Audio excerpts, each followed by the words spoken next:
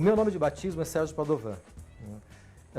E é claro que o nome acaba criando para você já uma certa personalidade, uma certa persona.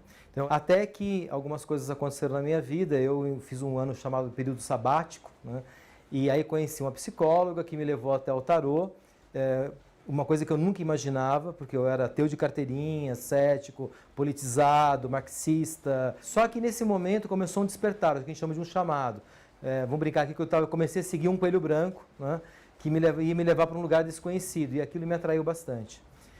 Indo nessa busca, eu acabei encontrando um significado muito grande na questão espiritual, e aí eu brinco que eu me tornei o que eu chamo hoje de esquizotérico, que não era bem era um esotérico fanático. Então, eu saí de um extremo ao outro. Eu trabalhei 20 anos em informática, então foi mais ou menos dos 15 anos até os 35. 35 a 39 foi esse meu momento de descoberta.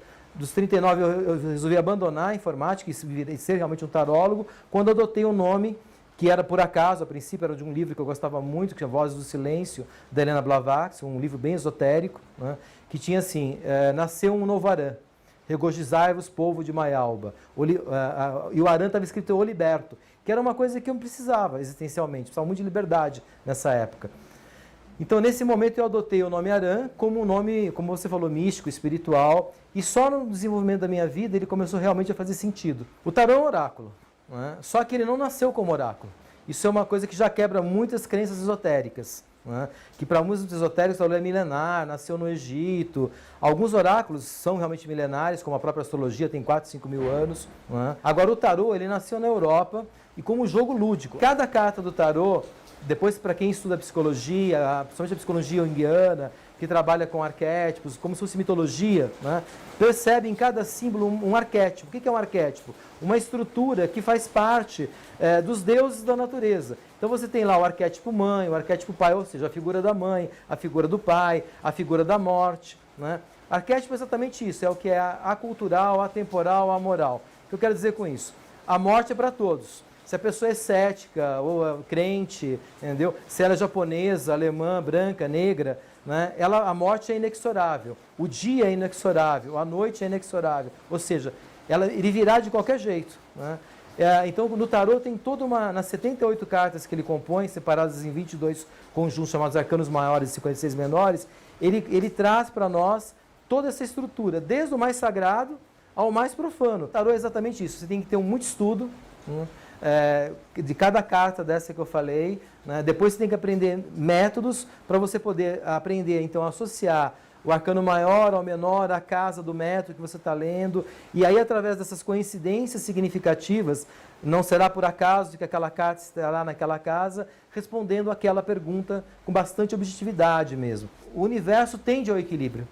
Então existe uma força ainda não explicada que faz com que tudo vá mais ou menos para o caminho do meio, o caminho budista, né? Que é a sua temperatura, que é se estiver muito frio, há um colapso, o sistema morre, se estiver muito calor também vai existir. Então o próprio universo precisa ter um equilíbrio. Então, se você jogar a moeda, vai provar isso para você, que ela vai acabar saindo metade para cada lado. Sempre que uma pessoa vem aqui, antes eu faço como se fosse um mapa, né? Eu traço um mapa do estar dela, na área de trabalho, financeira, amorosa. Só depois ela vai, então, focar a área de interesse e fazer as perguntas objetivas. Por quê? Nesse próprio diagnóstico que eu faço, sem ela falar nada, geralmente ela fica bastante impressionada. Porque aí eu cito exatamente questões da vida dela, no setor que a trouxe aqui, especifico determinadas situações, antes dela falar. E isso que realmente cria um certo impacto. E aí depois que ela conversa, eu consigo ainda aumentar mais ainda aquilo que, num primeiro momento, eu até falei de uma forma um pouco mais ampla. Mas aí eu faço um zoom mesmo. As pessoas geralmente vêm aqui porque elas querem saber de algo, né? Exatamente se vai ser demitida do trabalho, se o sócio é confiável para abrir alguma coisa, se a casa vai ser vendida, né?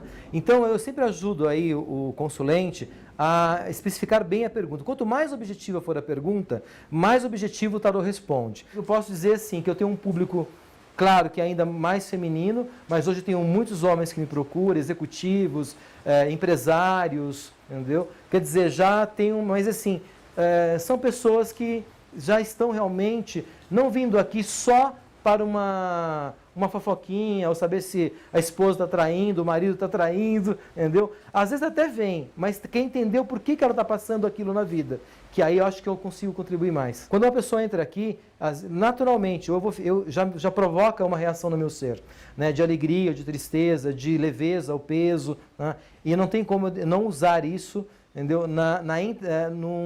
Na parte não de mudar a interpretação, mas de acentuar, né? Usar uma palavra mais adequada, que vai então ela sentir mais aquela carta, porque a carta ela não é boa ou ruim, nenhuma delas, né? Então, por exemplo, a carta da torre é um raio que cai e quebra uma estrutura, uma torre que é chamada Casa de Deus.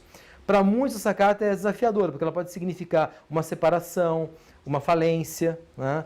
Mas para alguns ela pode significar a libertação. Né? Ou seja, de repente, se não tivesse acontecido alguns fatos na minha vida, eu nunca me tornaria o Arã ou liberto. Né? E às vezes a própria morte, que para muitos é horrível, né? Eu continuo vendo muito como libertação. Fazendo um cálculo exatamente de uma média de atendimentos por dia, por semana e tal, já está indo aí para, com certeza, para umas 8.000 pessoas ao longo aí desses 12 anos. O tarô, eu acho que tudo devia na vida ser encarado, começar a ser encarado dessa forma, né? Que é a união de ciência e espiritualidade. Existe ainda uma perda muito grande por se separar. E já foi unido, é incrível. O astrônomo e o astrólogo, por um bom tempo, eram o mesmo ser. Né? Einstein e Jung e Freud eram amigos. Iam pescar juntos. Né? Então precisa começar um pouco a ver. Tem duas frases, por exemplo, Deus não joga dados, né? Ou nada é por acaso, que é de um cientista, de um físico, e o outro de um psicólogo. Né? Mas diz a mesma coisa. Ou seja, o tarô para mim, ele é jogo, e aí eu falo de jogo lúdico. Se você for, talvez na França, você vai ainda jogar tarô, tem campeonatos de jogo de tarô, como poker, buraco, baralho, entendeu? O tarô, ele é uma ciência, né? O tarô é uma arte das mais belas, tanto é que era vendido exatamente por ser feito por artesão, como arte, tudo. Tá? A prática do tarô, né, te leva a um estado de arte. Quem pratica o tarô acaba incorporando, né, todas essas energias, isso é de um grande saber, ok? Então, assim, para mim o tarô é tudo, mesmo, né, sem demagogia. Né? Ele é ciência, ele é arte, né? Ele é um oráculo, ok? Ele é um grande amigo e para mim é o grande propósito da minha vida.